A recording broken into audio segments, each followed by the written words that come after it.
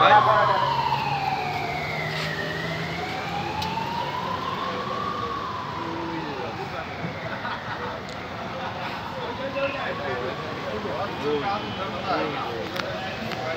প্রধান উপদেষ্টা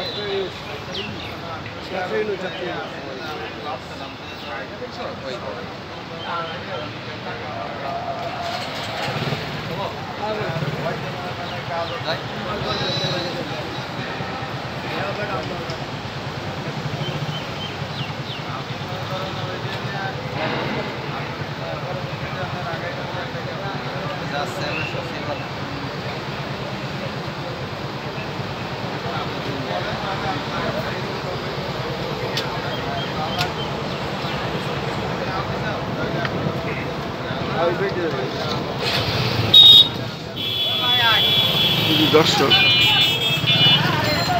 অন্তর্বর্তী সরকার প্রধান ডক্টর ইউনূস সাহেব এইমাত্র গেলেন। অন্তর্বর্তী সরকার প্রধান প্রফেসর ডক্টর ইউনূস সাহেব উনি গেলেন, তাই হাইকোর্টের সামনে, কদমপাড়ার সামনে এখানে আমরা কিছুক্ষণ অপেক্ষা করলাম এবং ওনার যাওয়াটা আমরা দেখলাম।